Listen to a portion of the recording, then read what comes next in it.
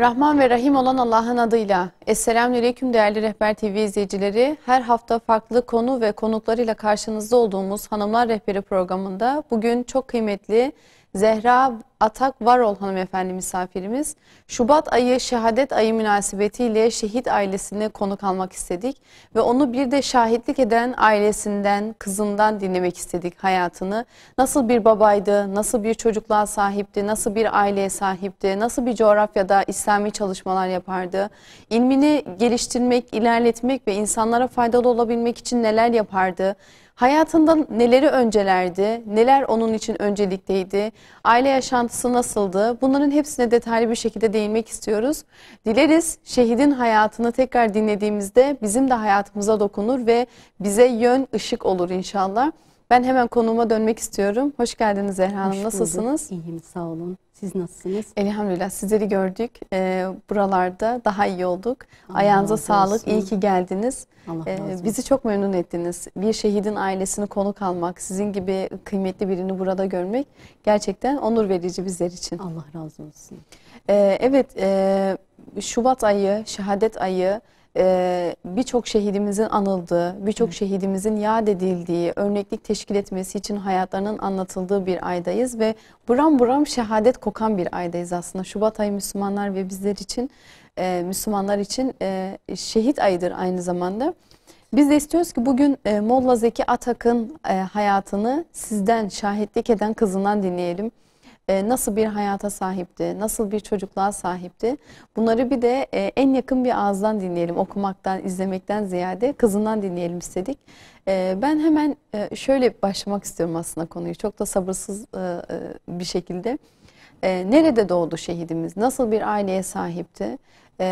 Hangi şehirde doğdu? Biraz bunlara değinelim inşallah. Sonra hayatına geçelim. Tamam inşallah. Ben de hepinizi Allah'ın selamıyla selamlıyorum. Değerli izleyicilerimizi de Allah'ın selamıyla selamlıyorum. Seyda yani babam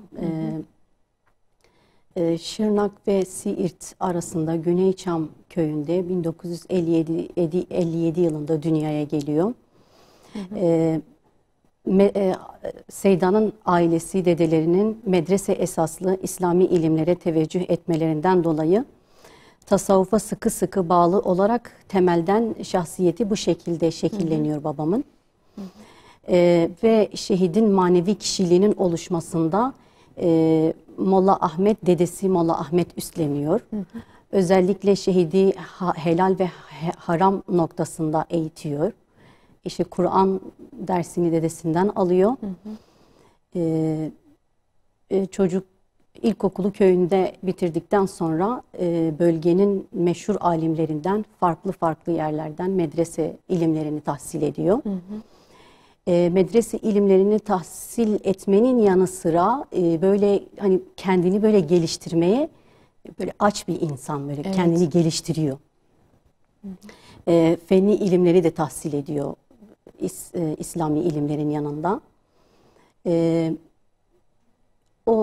O zaman bir iki sene fahri imamlık yapıyor köylerde.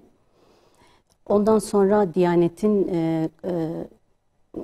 Kur'an kurs öğreticiliği, Cizre'nin tarihi medresesi Kırmızı Medrese'de 10 sene Kur'an kurs hocalığı yapıyor. O zaman o dönemin bütün çocukları, Cizre'nin çocukları hemen hepsi onun yanında okuyorlar. Tabii işte kızları, sabah kızları bizim evimizde annemle beraber kızları okutuyordu. Öğleden sonra da erkek çocuklarına ders veriyordu. Kızları ile erkekleri ayrı okutuyordu. İslami çalışmada aslında yola eşiyle beraber devam ediyor değil mi? Evet. Yani eşi bir tarafta otururken kendisi tek çalışmıyordu. Ailece sanırım bu işi sahiplendiniz, İslami çalışmaları. Evet. Elhamdülillah. Çocukluğuna geçecek olursak nasıl bir çocukluğa sahipti? Şehidin çocukluğu nasıldı? Böyle haylaz, umursamaz bir çocuk muydu yoksa olgun, kendini bilen, ders alan, kendini geliştirmek isteyen nasıl bir çocuktu? İbadet eder miydi çocukken? Dikkat eder miydi bunlara? Yani babaannem yaramaz olduğunu söylüyordu. Yani hani yaramaz derken yani hani öyle abuk subuk bir yaramazlık değil. Hatta işte ben bir ara işte nehirin yanında onu yıkarken kadınlar oradayken asla orada yıkanmak istemiyor. O şekilde yani hani o babaannem o şekilde anlatıyor.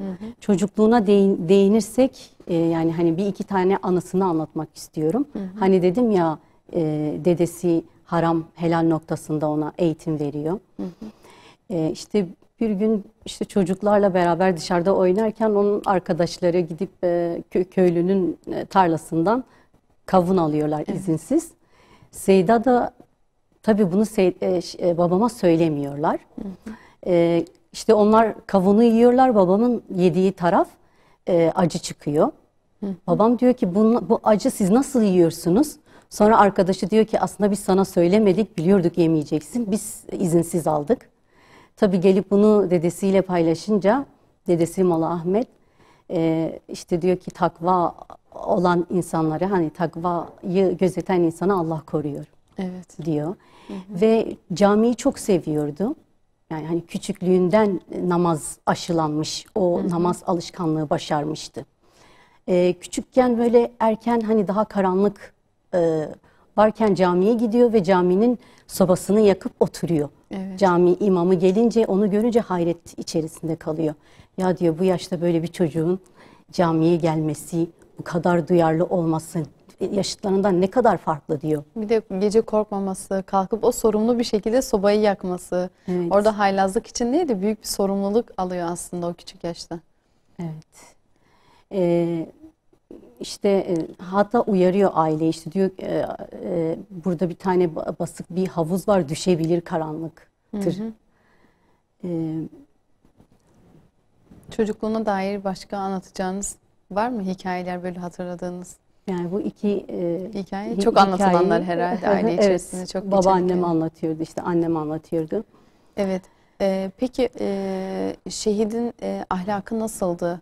Biraz ahlakına değinmek istiyorum. Nasıl bir ahlaka sahipti ve yaşantısı nasıldı?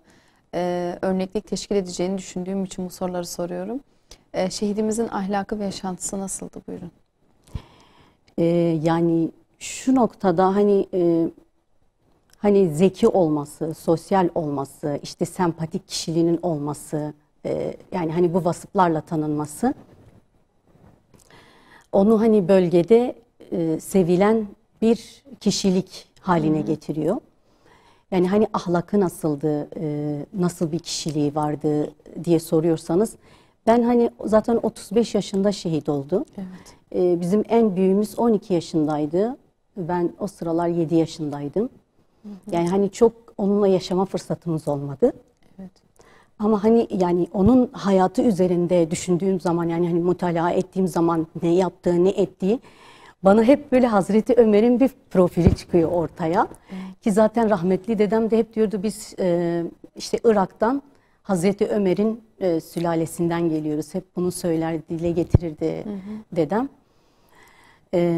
Yani haksızlığa karşıydı, cesaretliydi, ilmiyle amil bir insandı. Yani hani şimdi herkes kendini geliştiriyor, bir ilim okuyor. Yani buradan hani onun o ilim aşkının ve sonra çevreye vermeye ve çevreye faydalı olmaya çalışması aslında hani oradan bir çıkarım çıkarabiliriz bu zamanın gençlerine, işte okuyanlarına. Yani hani şehit okuduğu zaman okumasını hemen pratiğe döküp hemen insanların oradaki coğrafyanın insanlara, o halkının insanlarına hizmet edebilmek için ilmini o yönde pratiğe döküyordu. Yani yaşıyordu, yaşatıyordu etrafına.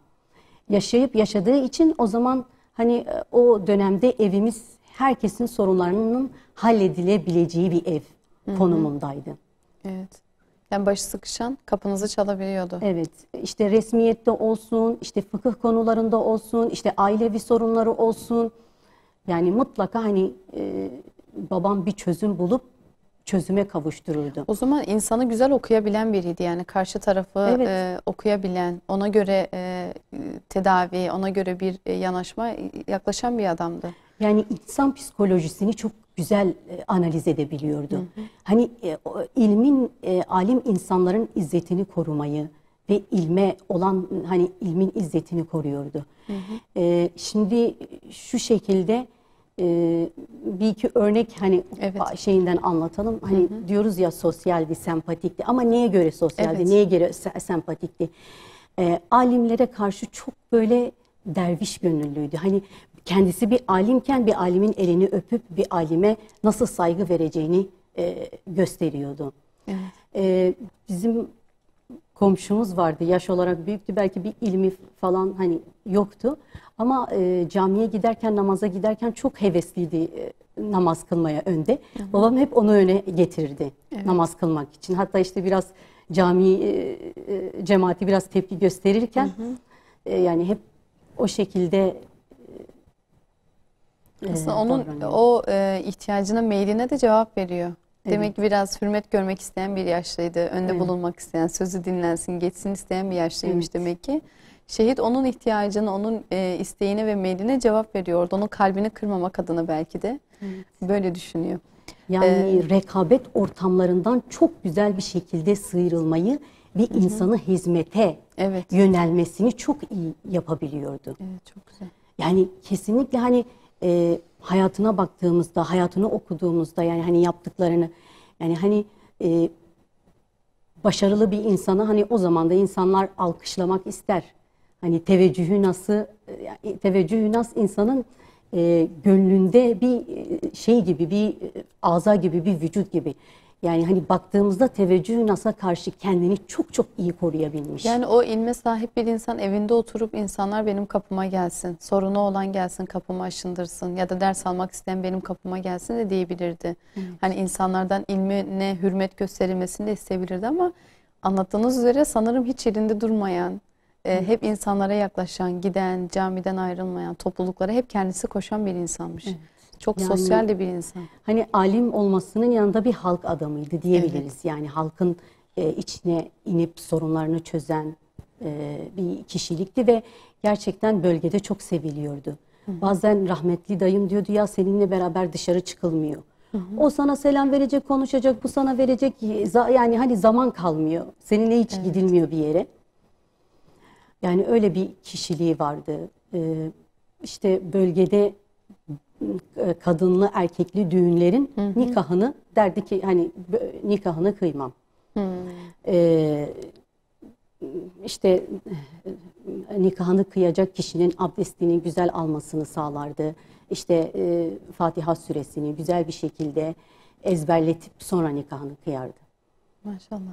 Yani İslam'ın şartlarını o kişinin üzerinde uygulaması üzere o da şartlarını koyuyordu yani nikah kıymayacağım diye. Evet. Yani hani İslami şiarlara fetva asla hani o şekilde vermezdi yani. Hani örneğin mesela bir zulüm mü oluyor? O kişinin konumu ne olursa olsun zulmünü yüzüne haykırırdı. Yani cesaretliydi, korkmazdı. Ben de tam bu konuyu soracaktım. Hiç mi sinirli bir insan değildi ya çok da hani yani böyle şöyle insanlara böyle ne bileyim kötü bir söz söylediği olmamış mıdır? Nasıl bir karaktere sahip? Böyle hep mülayim miydi?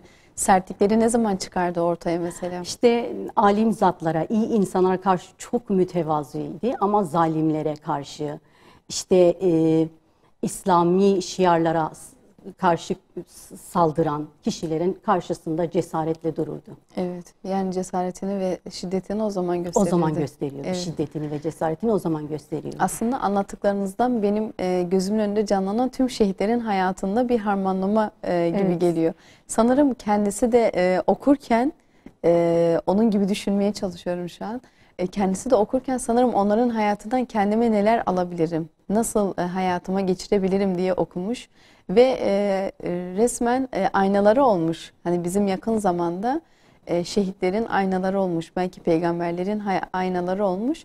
Biz hayatından bunu anlayabiliyoruz, bunu çıkarabiliyoruz. Siz anlattığınız zaman ben Hasan el-Benna'nın hayatından da örnekler görüyorum. Seyyid Kutub'un hayatından da örnekler görüyorum. Zaten onların eserlerini okuyordu. Evet, mesela siz bahsederken diyorsunuz ki çocukken kavunu yemesi nasip olmadı diye. Orada benim aklıma gelen Peygamber Efendimizin bir eğlenceye davet edilmesi ve onun yolda uykuya kalıp ona katılamaması, Allah'ın ona engel olması, daha peygamberlik gelmeden önce Allah'ın ona engel olması, okuduğum şeyler aklıma geliyor. Gerçekten okuduklarını hayatına geçirmek demek ki şehit ahlakı demek. Evet. Bunu çıkarabiliyoruz yani bir şehit ahlakı nasıl olur dendiğinde sanırım Yani şehidin o, hayatına geçmesi demek bunların. evet, yani o duyarlılığı, yani iman nuruyla yoğrulmuş bir duyarlılıktı o Evet. bölgede. Hani PKK'nın baskıları olsun, işte tehditleri olsun, kimisi hani kendi kalıbına çekilip susuyordu. Ama orada onun o duyarlılığı imanın yüksek mertebesinden geliyordu. Çünkü bir İslam alimiydi, bir vazifesi vardı. Ee, Evet.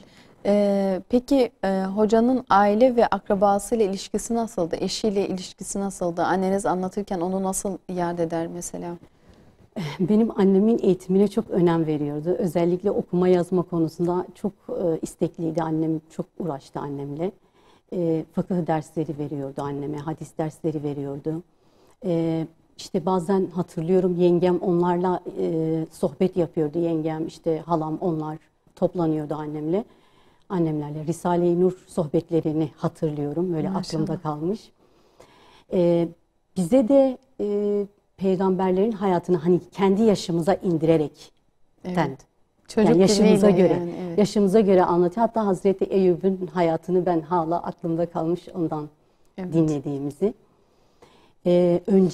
Ailede önceliği namaz. Namaza çok dikkat ederdi. Nasıl dikkat ederdi? Yani bunu size nasıl yansıtırdı? Ee, Yani hani namaz vakti geldiğinde mutlaka hani evde herkesin işte namaz kılması gerekiyordu. O hassasiyeti bize aşılamıştı. Hatta sabah erkenden işte ablam ile abimi uyandırdığı zaman Dizre'de tatlıcılar geziyordu. Sabah erkenden tatlı alıyordu onların gönlünü alsın diye, bir Evet. seviyoruz diye. E, Namaz kıldıktan sonra hemen Kur'an derslerini dinliyordu. Kur'an dersi veriyordu onlara. O şekilde. Eğitim, yani hepimizin hakkında, ya eğitime çok önem veren bir insandı. İki taraflı eğitime önem veren bir insandı. Ki zaten cami imamlığına geçtikten sonra da halktan destek alarak medrese inşa ediyor caminin yanında. Kendi talebelerini, o zaman o dönemde e, klasik medrese usulüyle okuyan öğrenciler vardı medresede. O kendi öğrencilerini okula da gönderiyordu. Giderdi işte onlarla beraber kitap okumaları yapardı. Yani yoğun bir hayatı vardı. Ben bazen onun hayatına baktığım zaman e, böyle çocuklarıma da geçen sene böyle anlatınca, işte oğlum anne diyor, ben hiç zamanını hiç boşa harcamamış. Yani Evet. baktığın zaman da dakik zamanını hep faydalı şeylere. Yani tam şehit hayatı.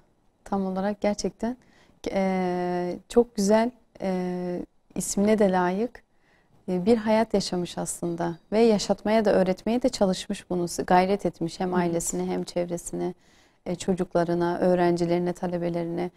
Talebeleri nasıldı ona karşı? Mesela nasıl hürmet ederlerdi, nasıl bahsederlerdi onun adını? Yani talebeleri ondan sonra zaten aynen onun timsali, onun örneği gibi Elhamdülillah. yaşadılar gerçekten. Ne kadar güzel tohumlar atmış. Yani çok genç bir yaşta şehit oluyor ama Evet. bu genç yaşına ne kadar güzel şeyler sığdırmış. Ne Evet, kadar dolu dolu 35 yaşamış. senelik bir Yani ömre, sanki 35 sene değil de 65 yaşında bir adamdan aynen. bahsediyoruz yani. Yani hani 30 senedir şehit olmuş. Her sene Şubat şehitlerinin arasında anılan bir şehittir. Belki hani yazı eserleri yok elimizde.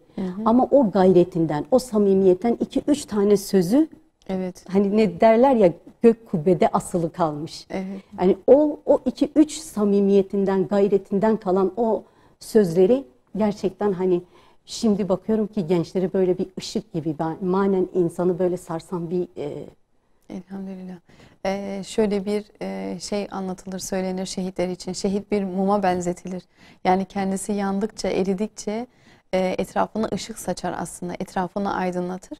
Gerçekten de Molla Zeki Atak da kendisi şehit olduktan sonra da etrafında çok güzel ışıklar saçmış. Hala da 2022 ve hala biz gençlere, bizlere, toplumumuza ışık saçmaya, örnek olmaya devam ediyor.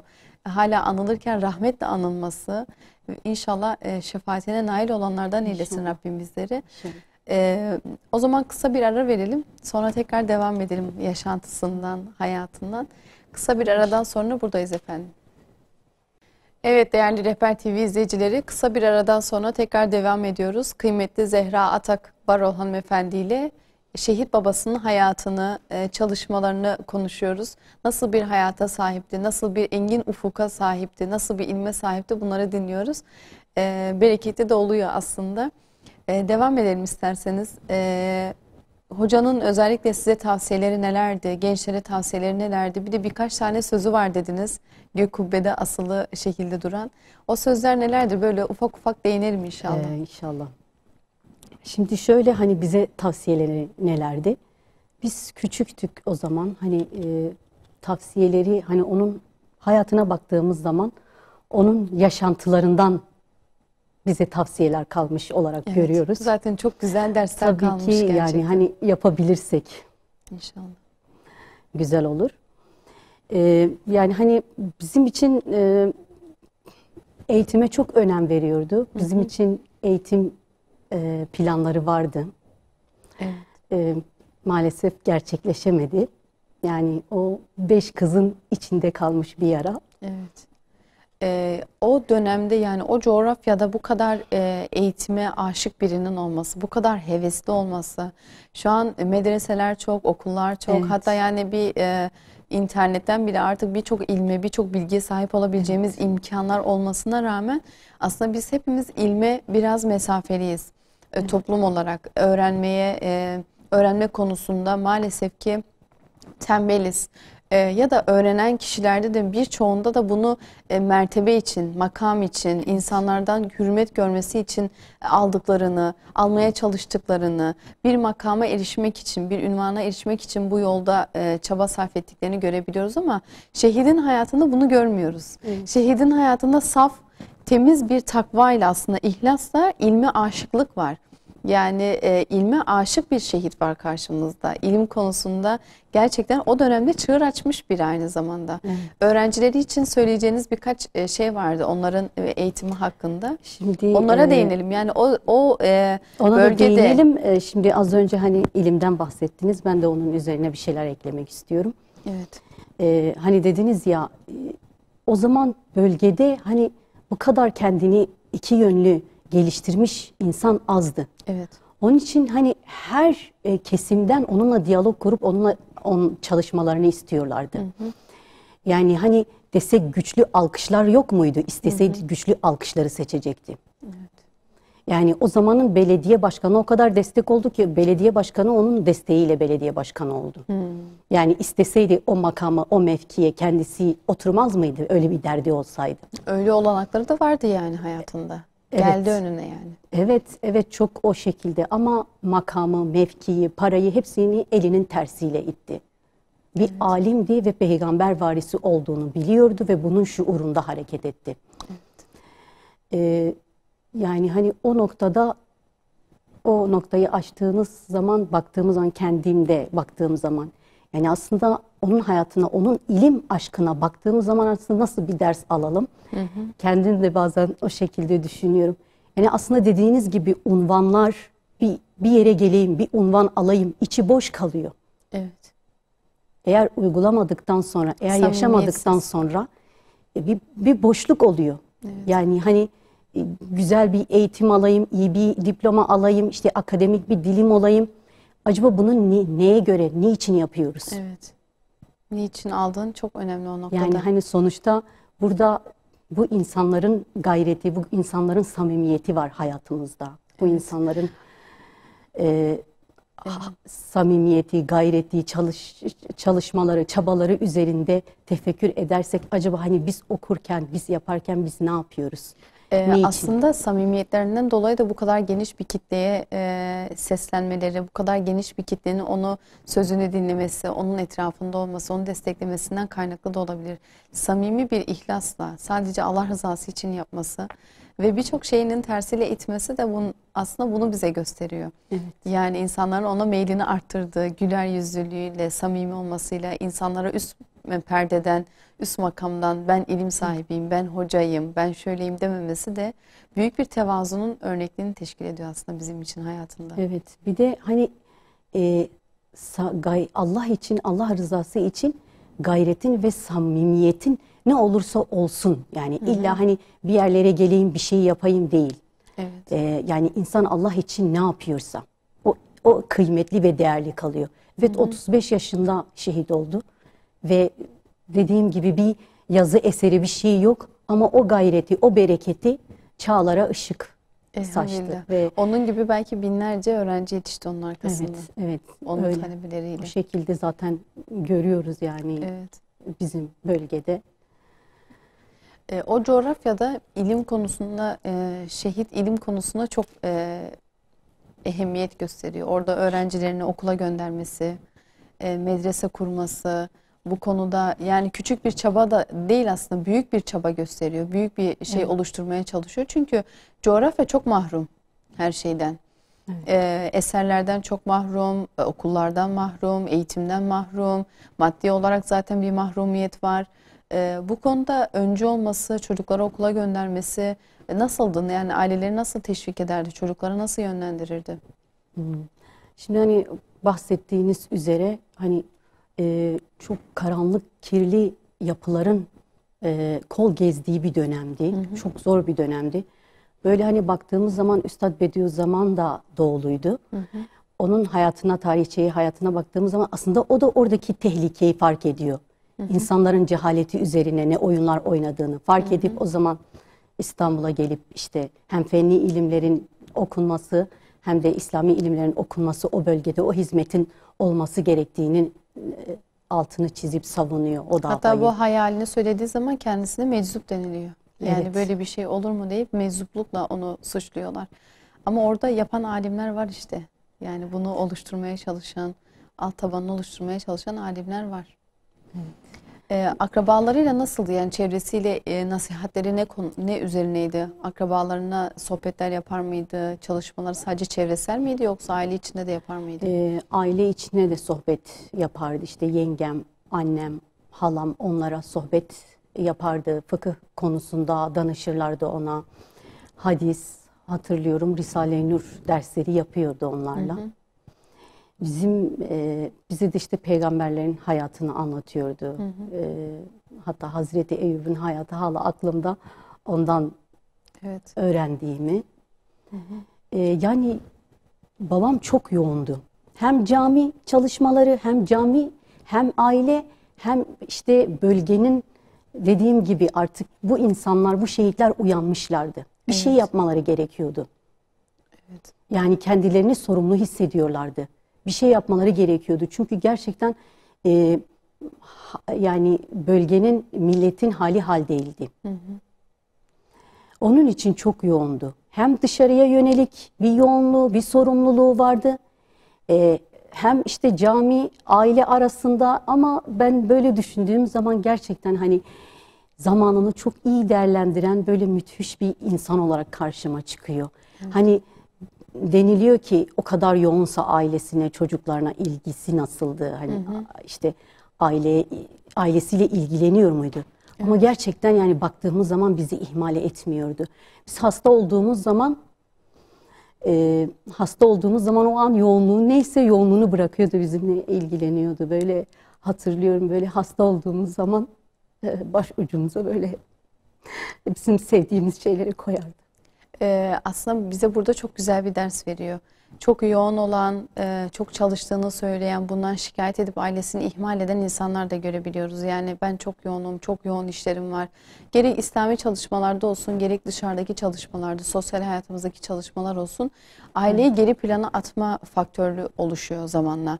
Zaten çalışıyorum, dışarıda 7/24 ayaktayım, sürekli insanlarla uğraşıyorum. Zaten başım şişiyor. Zaten çok yoğunum. Bir de hani eve gelince bırakın da bir dinleneyim. Hani bırakın da bir kendi kafamda, kendi halime bırakın beni diyen insanlar çok fazla. Burada şehidin bu kadar hassas olması, ailesinin de bu kadar öncelikli tutması gerçekten çok kıymetli. Bir de o dönemde babalar çok evlatlarını, kız çocuklarını önemsediği bir dönem de değil. Yani çalıştırmak zorunda kaldıkları, belki tarlaya gönderdikleri dönemlerden bahsediyoruz. Hani çok çocuk faktörü çok böyle kıymet verilecek, çok böyle önemsenecek bir faktör olarak görünmüyor. Eski, hani biz diyoruz ya eskiden böyle düşünülürdü diye. Gerçekten de öyle. Ama şehit orada bir peygamber ahlakıyla ahlaklandığı için çocuklara çok kıymet de veriyor aslında. Yani onun sevgisini hissediyordunuz kendinizde. Yani şimdi biz hasta olduğumuz zaman yani o sevgisi, o şefkati çok dokunuyor. Evet. Yani hatırladığımız zaman yani oradaki o hani çok yoğun olmasına rağmen yani oradaki o sevgisi, o şefkati aklımıza gelince Evet. duygulanıyoruz. Peki komşu ve çevresiyle ilişkileri nasıldı? Tebliğ usulü nasıldı? Nasıl bir usulde ilerlerdi? İnsanlara Allah'ı anlatırken, İslam dinini anlatırken nasıl bir metot benimsemişti kendince? Çok sosyaldi, çok merhametliydi. Bunlar vardı ama tebliğ usulü nasıldı? Buna değinmek istiyorum. Yani çocukla çocuklaşır, yaşlıyla yaşlı olur. Onu anlar mıydı? Fikirleri ne yöndeydi? Buyurun. Yani hani biz diyoruz ya alim, hani alim kişiliğiyle ön plana çıkıyor. Ama aynı zamanda bir halk adamıydı. Yani kendini bir halktan gibi gören davranışları vardı. Komşularıyla yani hani nasıl söyleyeyim yani Kur'an hakikatlerini yaşayan, okuyup yaşayan bir insan hani komşularına nasıl davranır, ailesine nasıl davranır gerçekten hani okuduğunu yaşayıp yansıtan bir insandı. Yani bir Allah lafzı geçtiği zaman gerçekten hani hakikaten bir ses sohbet ses videosu şeyi var, kaydı var. Dinlediğim zaman böyle bir Allah dediği zaman, Allah Azze ve Celle dediği zaman yani böyle Allah'ın ismi çıktığı böyle bir aşkla söylüyor. Yani sanki bütün hücreleri, bütün zerreleri etkilenmiş bir şekilde. Evet. Onun için çok hitabeti çok etkiliydi. Hani insanlar onun bir yerde olduğunu duyduğunda hemen yanına sohbetine giderlerdi. Evet. Komşularıyla da hani Kur'an hakikatleri babında hani o yolda o şekilde davranışları o şekildeydi. Aileye karşı da mesela ailenin işte sorunları olunca, resmi bir şey olunca hemen işte Muhammed Zeki çözer diye getirirlerdi ona sorunlarını. Peki biraz coğrafya zordu diyoruz. Coğrafyada işte çalışırdı, öğrenci yetiştirirdi, talebe yetiştirirdi. Coğrafyanın biraz zorluklarına değinmek istiyorum. Şehidimiz neyle karşı karşıyaydı? Neyle mücadele ediyordu o coğrafyada? Nasıl bir savaş vardı o coğrafyada? Hak ve batıl savaşı mıydı? Yoksa bir rant savaşı mıydı? Ünvan savaşı mıydı? Bunlara değinelim. Şehidimiz niçin şehit oldu? O coğrafyada nasıl zorluklar yaşadı? Nasıl zorluklar geçirdi? Biraz bunlara değinelim istiyorum. İşte hak Yani bu ve çalışmaları yaparken nasıl bir ortamdaydı? Yani rahat, herkesin kapısını açtığı, hiçbir zorlukla yaşamadığı bir coğrafya mıydı?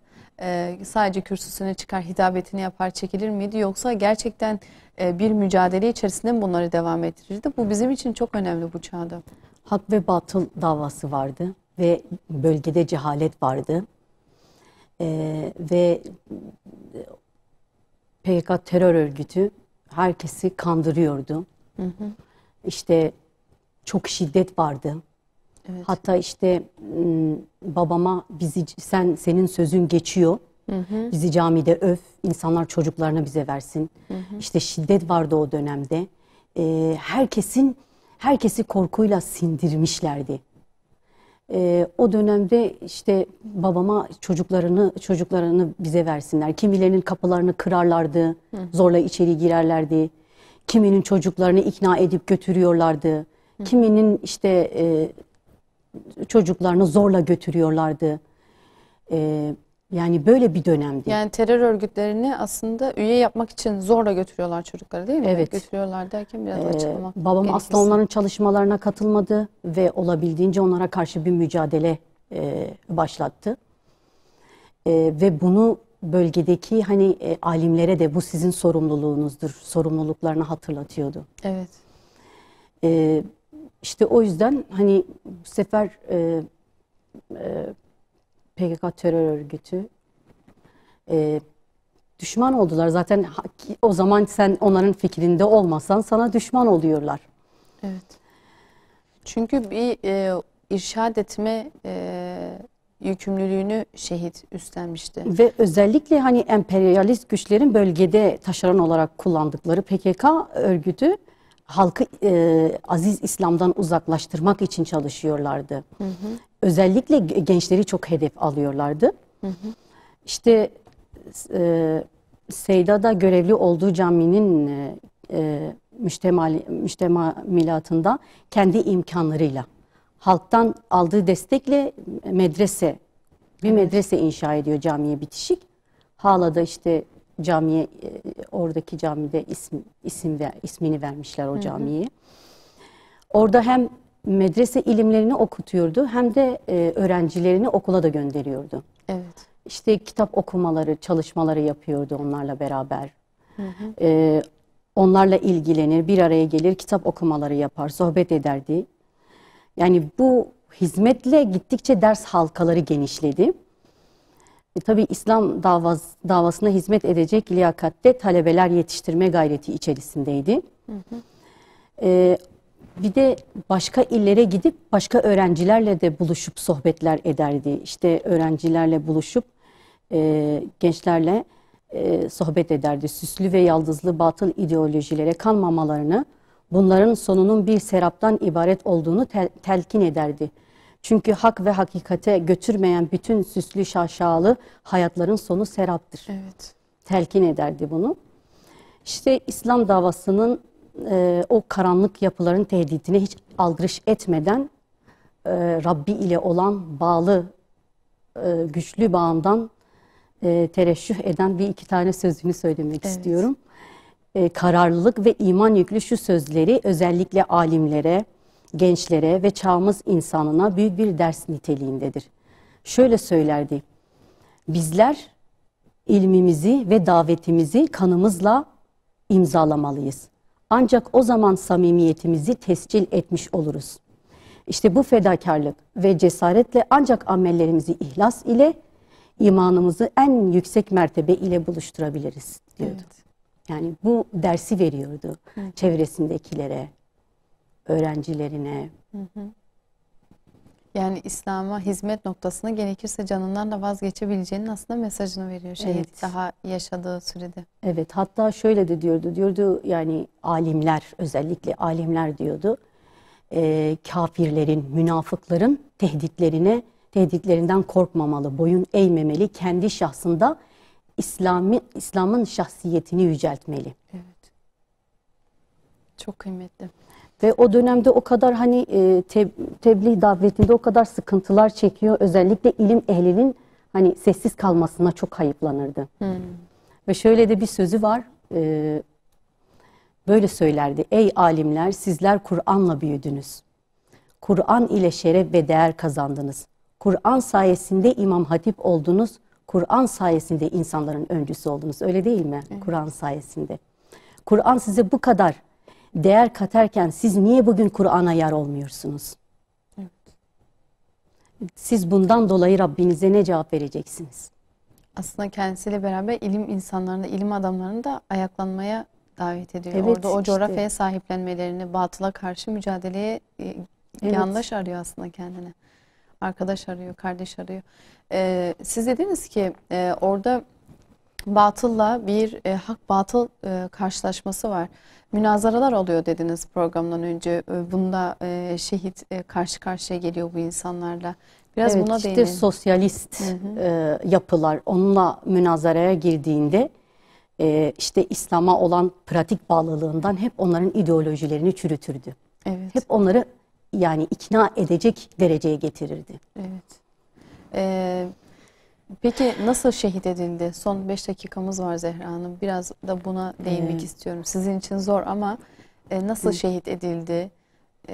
Son yaşamı ne üzereydi? Neler yani zaten PKK bölgede artık onun çalışmalarından rahatsız olduktan sonra PKK halkın hani nasıl öldüreceğiz düşüncesiyle ilk önce halkın gözünden düşürmemiz gerekiyor. Böyle bir şahsiyeti öldürürsek zaten halk tepki gösterir. Çünkü halkın sevdiği bir insandı, tanıdığı bir insandı.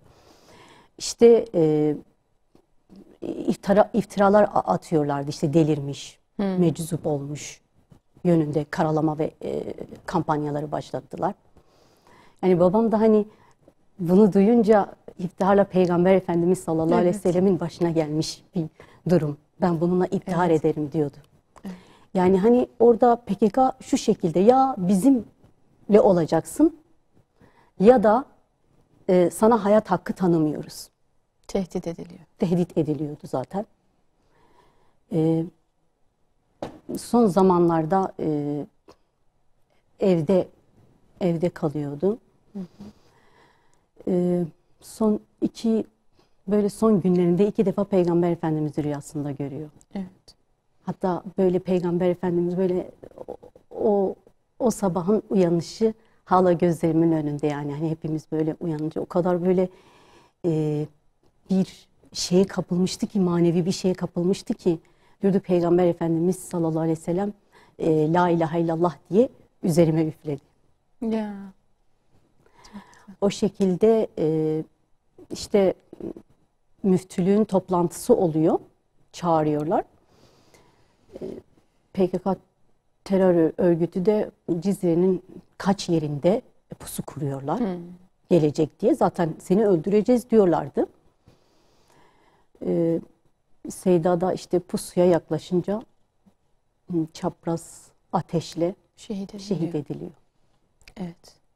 Tüm yaşamı Allah rızası için olan birinin de hayatına şehitlik yakışıyor sanırım. Çünkü gerçekten tüm ömrünü onun rızasını kazanmak için, davasını sürdürebilmek için yaşamış, feda etmiş birinden bahsediyoruz.